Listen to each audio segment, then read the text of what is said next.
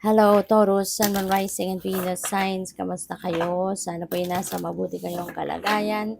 Welcome back po sa Star Tarot. At kung bago kayo dito, welcome deep po kayo. Please subscribe, like, share my videos, and leave me a comment kung nakaresonate po kayo. Thank you. So, first card ni Taurus, we have Protection Guardian. Ayan, drop your shields. Okay, Taurus. Kasi po pwedeng overprotected ka, sa sarili mo. Hindi ka naman din masisisi na kung sino man, kasi baka nagkaroon ka ng sitwasyon in the past, experience in the past wherein parang naabuso ka, 'di ba? Yung inabuso yung kabaitan mo, 'di ba? Yung gano'n, yung pagiging compassionate mo. Kaya minsan, 'di ba, nadadala din tayo. Pupuwedeng may gano'ng ganap ang iba sa inyo. Kaya parang naging overprotective ka sa sarili mo. To the extent na parang nasara mo yung pinto para sa pagtitiwala sa iba, pagkakaroon ng pagwe-welcome ng mga bagong tao sa buhay mo, pagwe-welcome ng mga posibleng maging kaibigan, 'di ba? So parang naging ano ka, siguro ang iba sa inyo dumistansya talaga, no, sa mga tao. Parang gano'n. Yung parang hindi ka na ngayon nag-i-invest emotionally with other people. So pupuwedeng gano'n, nagkaroon ka ng gap, malaking gap, no, sa ibang tao, lalo-lalo na sa relationships, even friends or 'di ba, sa mga colleagues ninyo, maaaring talagang meron kang malaking gap na between you and other people. So, 'yun, kasi kaya inayayahan din kayo dito na you may also drop your shields now, kasi, ah, maaano mo din naman 'yun, mafi-figure out mo din naman kung sino yung mga tao na hindi mo dapat pagkatiwalaan, sino yung mga tao na pupuwedeng magbigay ka naman ng konting tiwala, 'di ba? Kasi mararamdaman mo din 'yun, if there is something off key, with, the people that you are dealing with. Lalong-lalo na na nagkaroon ka na ng experience, 'no, na baka niloko ka, baka inabuso ka, 'di ba, in any way, shape, or form ng ibang tao in the past. So, with that experience as well, 'di ba, mas magiging ano ka na, mas magiging maingat ka na this time, 'di ba? Kasi baka wala na kayong ano ngayon, baka wala na kayong, time, na binibigay para sa pakikipagkaibigan, 'di ba? Or even relationship, 'no, lalo-lalo na kung single pa kayo, 'di ba? So baka talagang nadala na kayo, hindi na kayo nagpapaligaw, mga gano'n, 'di ba? Hindi na kayo nag-e-entertain ng kung sino man na pupuwedeng merong romantic interest sa inyo, yung gano'n, 'no? Kaya parang eto yung invitation sa inyo na balanse lang dapat, okay? You may drop your shields now and, balanse lang at mararamdaman mo din naman kasi yon, 'di ba, kung ang isang tao ay puwedeng pagkatiwalaan or hindi. So, we have Earth Mother, feel loved and comforted.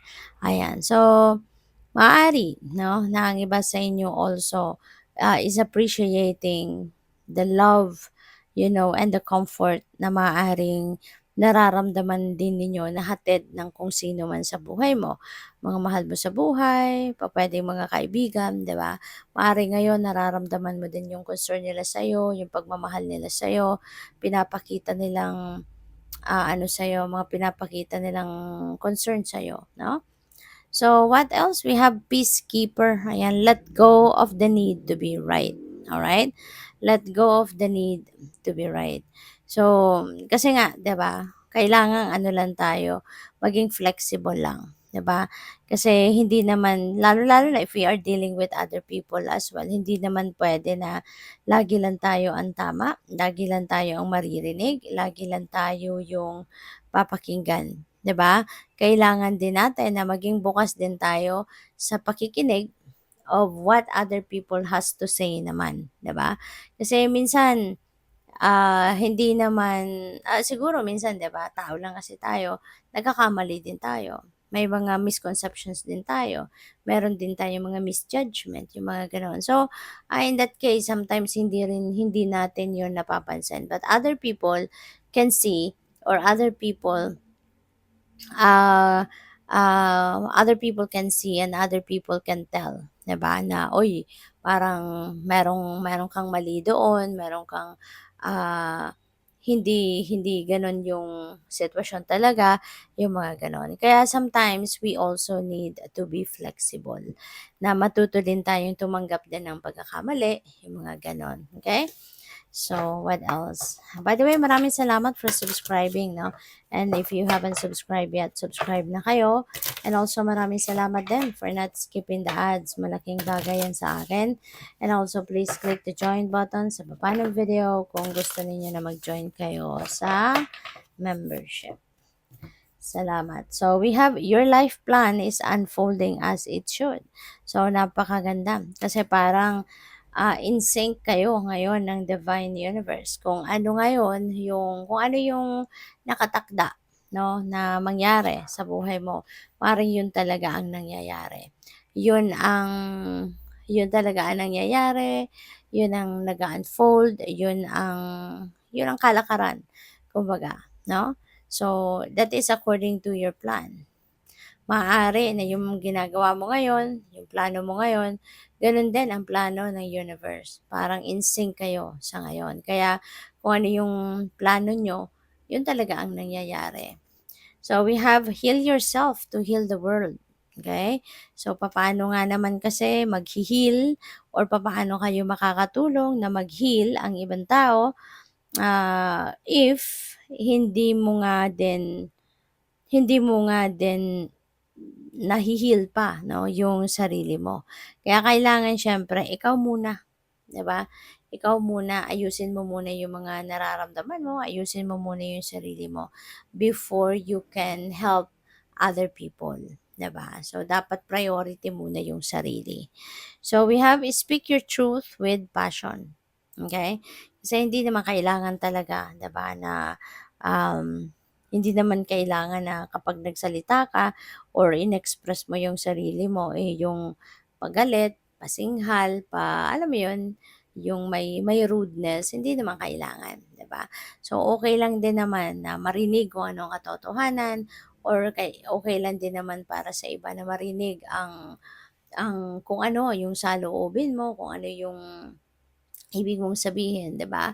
In a passionate way naman or in a subtle way na minsan kasi may mga salita tayong kailangang bitawan, 'no, na let's say hindi masyadong magandang salita pero pupuwede nating idaan sa delivery na maganda, 'di ba? Para hindi gano'n kalakas ang impact or hindi gano'n kasama ang impact.